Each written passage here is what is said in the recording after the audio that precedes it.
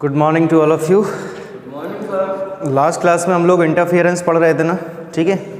तो इंटरफियरेंस में जो इक्वेशन आई थी last, y is equal to a sine omega t plus theta, ठीक है, ये इक्वेशन आई थी।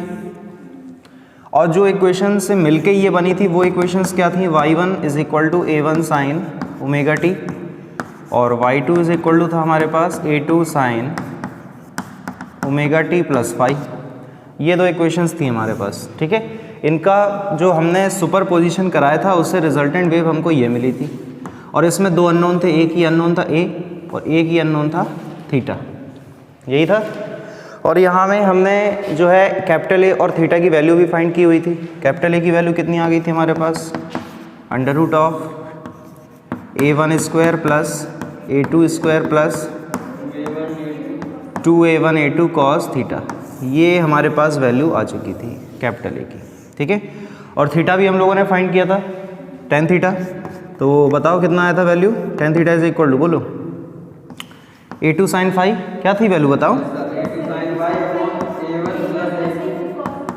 Upon a1 plus a2 cos five. ये वैल्यूज आ चुकी थी, इतना हम लोग पढ़ चुके थे लास्ट क्लास में, ठीक है। तो आज हमें स्टार्ट करना है कि एम्पलीट्यूड जो है वो इंटेंसिटी पे किस तरह से डिपेंड करता है। जो हम लोगों ने रिजल्टेंट एम्पलीट्यूड फाइंड किया है, इन केस अगर मान लो इसकी इंटेंसिटी I1 होती, इसकी इंटेंसिटी I2 होती, तो इंटेंसिटीज़ में क्या इनका रिलेशन बनता, ये हमें चेक करना है आज, ठीक है। तो देखते हैं कैसे होता है। जो इंटेंसिटी होती है वो एम्पलीट्यूड के स्क्वायर के डायरेक्टली प्रोपोर्शनल होती है। यानी एम्पलीट्यूड जितना ज़्यादा होगा इंटेंसिटी भी उतनी ज़्यादा होगी, ठीक है। तो इस इक्वेशन को हम क्या लिख सकते हैं, यहाँ से जैसे अंडर रूट अगर हटाते हैं तो यहाँ पे स्क्वायर ही आएगा, आएगा। तो a स्क्वायर की जगह पे i हो जाएगा, देखो हो जाएगा। तो इसकी जगह पे हम लिख सकते हैं i इज इक्वल टू, यहाँ a1 स्क्वायर की जगह क्या हो जाएगा, i1 हो जाएगा कि नहीं, प्लस i2 प्लस 2। अब देखो a1 की जगह क्या लिख सकते हैं, under root i1, under root आएगा ना, तो क्या हो जाएगा, अंडर रूट ऑफ i1, और इसकी जगह क्या हो जाएगा, अंडर रूट ऑफ i2, और cos फाइव तो ऐसे ही रहेगा, सही है, ठीक है। इसको साथ में लिख सकते हैं, तो हो जाएगा i is equal to i1 plus i2 plus 2 root of i1 i2 cos five. तो ये देखो इंटेंसिटी का फॉर्मूला आ चुका है हमारे पास इंटेंसिटी के टर्म्स में, ठीक है। हमारे पास जो थीटा ही रहेगा वो, नहीं सॉरी फाई है वो, सॉरी फाई है वो, थीटा नहीं है, ठीक है, फाई है, ये फाई रहेगा सब जगह। अब ये इंटेंसिटी जो हम लोगों ने फाइंड की, हमारे पास दो वेव सोर्स हैं, एक से ये वेव निकल रही है और एक से ये वेव निकल रही है, ये दो वेव सोर्स हैं। तो अगर हम ये मान के चलें कि दोनों वेव सोर्स की इंटेंसिटी सेम है, अगर हम मान लें कि जो दोनों हमारे पास वेव सोर्स है उसकी इंटेंसिटी कैसी है, सेम है, तो सिचुएशन क्या होगी फिर, तो I1 is equal to I2 is equal to, उसको हम लेट कर लेते हैं I0, ठीक है। क्या हो जाएगा, ये तो I ऐसे ही रहेगा, I1 की जगह प्लस इसकी जगह प्लस इसकी जगह I0 into I0 square, under root है तो सिर्फ I0 और cos फाइव, ये बचेगा कि नहीं, ये क्या हो गया, ये हो जाएगा 2I0 प्लस ये भी हो जाएगा 2I0 और cos फाइव। यहाँ से 2I0 कॉमन आ जाएगा तो लिख सकते हैं 2I0 common 1 plus cos five, हो जाएगा कि नहीं। अब cos फाइव का ऐसा फॉर्मूला जिससे 1 कैंसिल होता है, बताएगा कोई, हाँ very good, 2 cos square 5 upon 2 minus 1, ये 1 से 1 कैंसिल हो गया, ये 2 इंटू 2 4 हो गए। देखो ये 2 कैंसिल ना कर दियो क्योंकि ये एंगल के साथ लिखा है, 5 अपॉन 2 एंगल है और ये 2 है पूरे का मल्टीप्लाई पूरे में, तो ये 2 इंटू 2 हो जाएगा 4। तो हम लिख सकते हैं क्या, I is equal to 4 I0 cos square 5 upon 2, ये आ जाएगा। कुछ बात समझे? ठीक है, क्लियर हो गया इतना, समझ गए ना? ठीक, तो ये हम लोगों ने फाइंड किया इंटेंसिटी कब, जब दोनों सोर्सेस की इंटेंसिटी सेम थी। हमारे पास दो सोर्स हैं जिससे दो वेव्स निकल रही हैं और दोनों की इंटेंसिटी कैसी है, सेम है। आई नॉट मानी थी हम लोगों ने, जो रिजल्टेंट वेव बनी, नई वेव बनी, उसकी इंटेंसिटी कितनी है, आई है। बात समझ गए? तो उससे हमें ये रिलेशन मिल चुका है और ये काफ़ी इंपॉर्टेंट रिलेशन है, एग्जाम में पूछा जाता है बोर्ड एग्जाम में, ये काफ़ी इंपॉर्टेंट रिलेशन है। ठीक है, इंटेंसिटी और फेज़ में रिलेशन होता ही है, इंटेंसिटी और फेज़ का रिलेशन है। अभी एनसीईआरटी जब न्यूमेरिकल अपन सॉल्व करेंगे तो उसमें इस क्वेश्चन, इस फॉर्मूले का यूज़ होगा, एक क्वेश्चन आएगा उसमें इसका यूज़ होगा। ठीक है, आगे बढ़ते हैं, चलो अब इसको मिटा दें, पूरा हटा रहे हैं, ठीक है।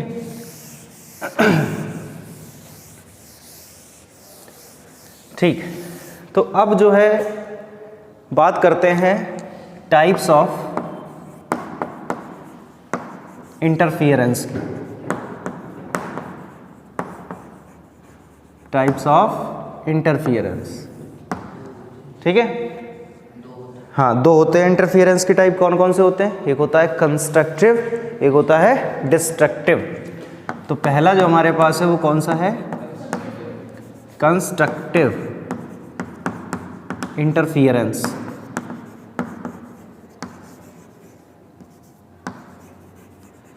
कंस्ट्रक्टिव इंटरफियरेंस, और दूसरा कौन सा है? Destructive interference. डिस्ट्रक्टिव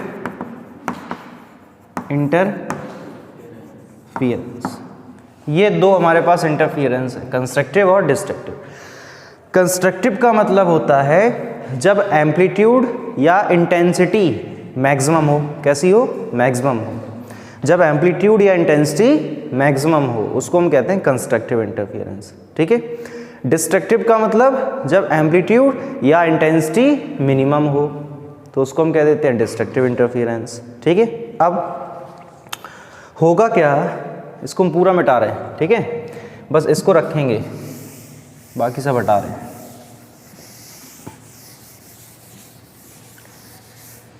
इंटेंसिटी का फॉर्मूला तो ये है ही हमारे पास। एम्पलीट्यूड का फॉर्मूला हम लोगों ने कितना फाइंड किया था? A is equal to under root of a1 square plus a2 square plus 2a1 a2 cos phi. ये हम लोगों ने एम्पलीट्यूड का फॉर्मूला फाइंड किया था। अब एम्पलीट्यूड मैक्सिमम कब होगा? जब cos फाई मैक्सिमम होगा। और cos फाई मैक्सिमम कितना होता है? 1। cos फाई मैक्सिमम कितना होता है? 1। हाँ या ना? कोई 1 से ज़्यादा थोड़ी होता है, होता है? नहीं होता है। ठीक है, तो हम बात करते हैं सबसे पहले कंस्ट्रक्टिव इंटरफियरेंस की। बात करते हैं कंस्ट्रक्टिव इंटरफियरेंस की। तो कंस्ट्रक्टिव इंटरफियरेंस में जो एम्पलीट्यूड है वो कैसा होना चाहिए? मैक्सिमम। और इंटेंसिटी भी कैसा होना चाहिए? मैक्सिमम। ऑब्वियस सी बात है, जब एम्पलीट्यूड मैक्सिमम होगा तो इंटेंसिटी भी मैक्सिमम ही होगी, क्योंकि ये दोनों एक दूसरे के प्रोपोर्शनल होते हैं। देख लो, होते हैं। ठीक है, अब एम्पलीट्यूड मैक्सिमम कब होगा? जब cos फाई मैक्सिमम होगा या फाई 0 होगा। भाई cos फाई 1 तो फाई 0 ही, तो हम कह सकते हैं जब फाई कितना हो जाएगा? 0, या फिर जब cos फाई कितना हो जाएगा? 1 हो जाएगा। तो इस केस में जो एम्पलीट्यूड होगा वो कैसा होगा? मैक्सिमम होगा। कितना होगा? बात ही आती है। तो रखते हैं under root of a1 square plus a2 square plus 2a1 a2 और cos फाई तो 1 ही हो गया। तो ये किसी चीज़ का फॉर्मूला होता है? किसका होता है? हाँ, अंडर रूट ऑफ ये होता है a1 प्लस a2 का स्क्वायर। तो इसका स्क्वायर अंडर रूट से कट गया। सो हमारे पास मैक्सिमम एम्पलीट्यूड कितना आ जाएगा? a1 plus a2। ये आ गया हमारे पास मैक्सिमम एम्पलीट्यूड। बताओ, ठीक है। अब अगर हम इंटेंसिटी को मैक्सिमम निकालना चाहते हैं तो इंटेंसिटी मैक्सिमम कितनी निकल सकती है? नीचे दिखेगा ना, अच्छा साइड में जगह है।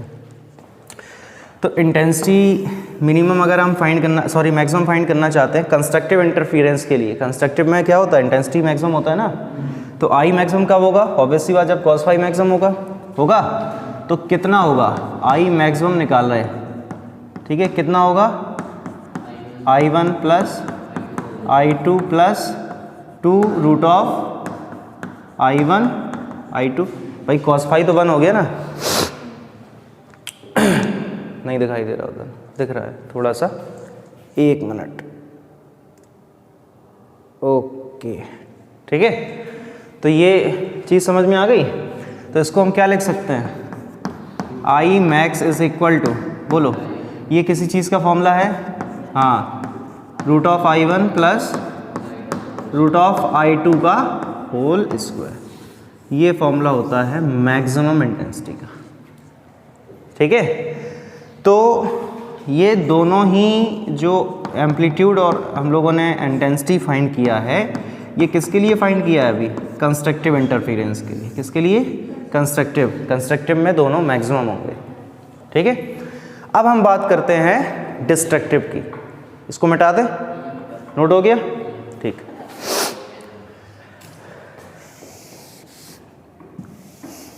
तो देखो अब हम बात करते हैं डिस्ट्रक्टिव इंटरफेरेंस की। तो डिस्ट्रक्टिव इंटरफेरेंस में जो एम्पलीट्यूड होगा वो कैसा होगा, मिनिमम, और इंटेंसिटी भी कैसा होगा, मिनिमम होगा। बात समझ गए। तो यहीं यूज़ करें, इसको मिटा रहे हैं, इसको दोबारा करेंगे मिनिमम के लिए, इसको भी हटा रहे हैं।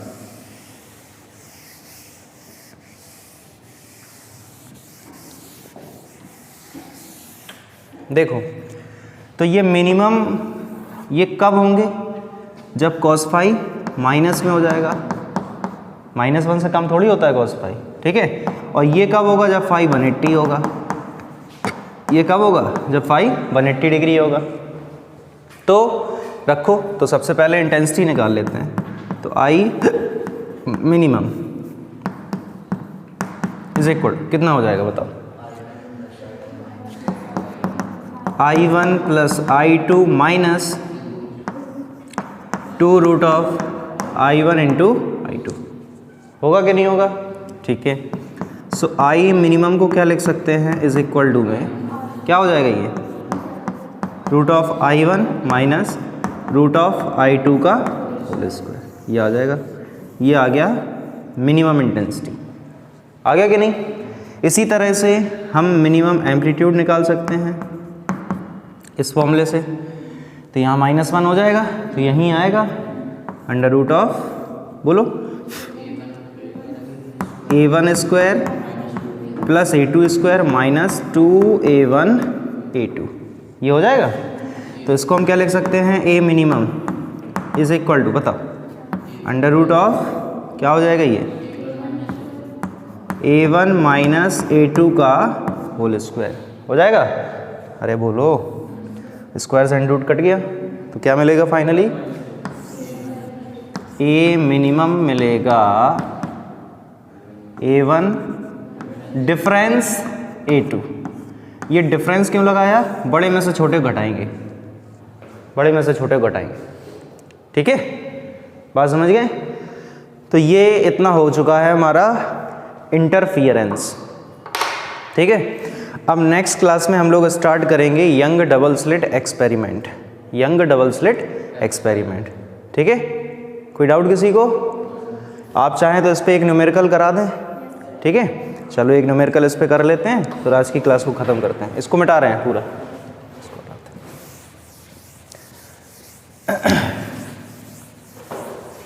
एक आसान सा क्वेश्चन कर लेते हैं, ठीक है, न्यूमेरिकल एक। चलो देखो, पहले फॉर्मूले थोड़ा याद रखो, फॉर्मूले लिखो अलग से, बोर्ड बहुत गंदा हो गया।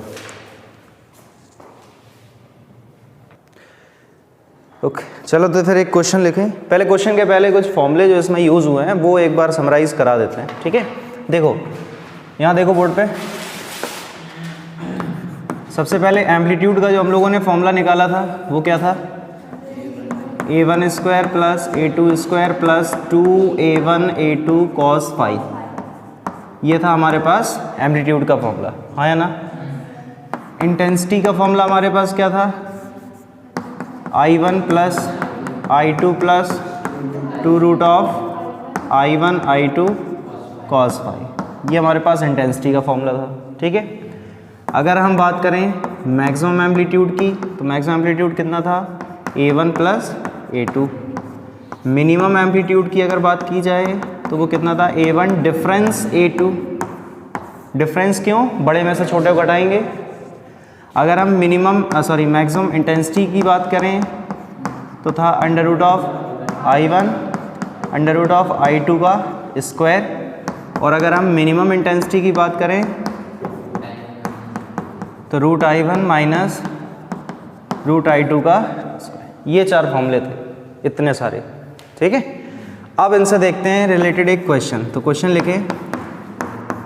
लिखो द रेशियो ऑफ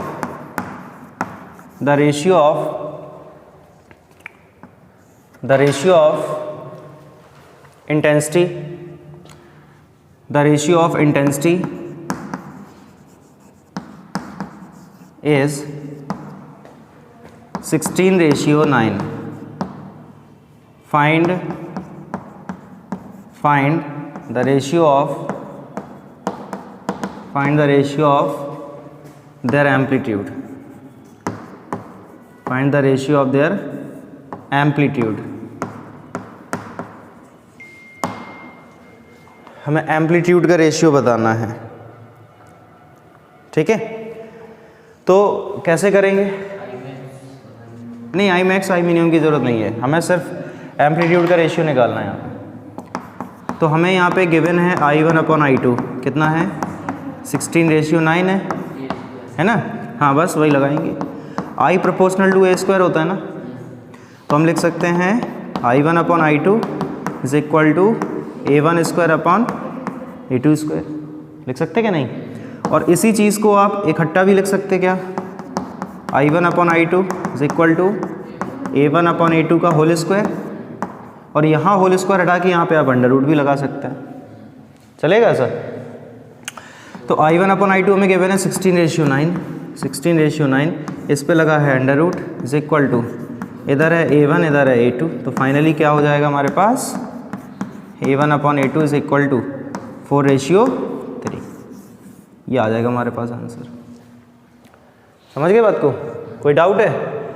अब इसी क्वेश्चन में अगर हम और आगे की बात करें और नेक्स्ट पार्ट्स की बात करते हैं तो क्या होगा, ठीक है। इसको हटा दें, इसको हटाते हैं, ठीक है।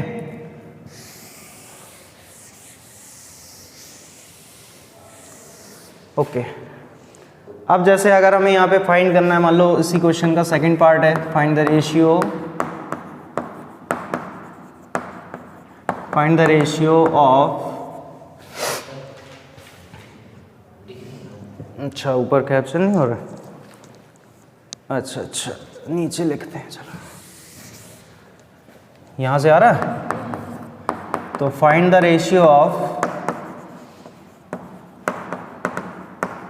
Ratio of maximum and minimum intensity. तो बताओ क्या होगा, कोई बताएगा। हमें मैक्सिमम मिनिमम इंटेंसिटी का रेशियो चाहिए अब, ठीक है। तो इंटेंसिटी का रेशियो तो है हमारे पास, I1 अपॉन I2 है 16/9 है। तो देखो ऐसे लिख सकते हैं ना, I1 equal to 16I, I2 is equal to 9I। ऐसा चलेगा, नहीं चलेगा, बिल्कुल चलेगा। अरे रेशियो है ना, सेम ही तो है। तो हमें फाइंड यहाँ करना था I max upon I minimum. तो क्या हो जाएगा, I मैक्स कितना हमारे पास, याद करो अभी फॉर्मूला लिखा था, अंडर रूट ऑफ I1 प्लस अंडर रूट ऑफ I2 का स्क्वायर अपॉन मिनिमम कितना है, under root of I1 minus under root of I2 का स्क्वायर। हाँ या ना, है कि नहीं। बस वैल्यू रखो, सॉल्व करो, आंसर आ गया। समझ पाए। तो कितना आ जाएगा, I1 कितना है 16 का अंडर रूट 4 होता है। देखो ये I तो सब कैंसिल ही हो जाएंगे ऊपर नीचे से। I2 कितना हो जाएगा 3, हाँ या ना, अरे बोलो ये इस पे स्क्वायर होता है क्या फॉर्मूले में? देखो होता है ना, कि नहीं होता है? एम्पलीट्यूड में नहीं होता है। तो I2 कितना है? 9 है, 9 का अंडर रूट 3 इसका स्क्वायर अपॉन ये कितना है 4 माइनस 3 का होल स्क्वायर। तो फाइनली कितना आ जाएगा 49 अपॉन, याद को समझ गए बात को? ठीक है, तो इस तरह से हम इनसे रिलेटेड क्वेश्चंस को कर सकते हैं। ठीक है, अब नेक्स्ट क्लास में हम लोग स्टार्ट करेंगे Young double slit experiment. Clear है? Okay, thank you very much.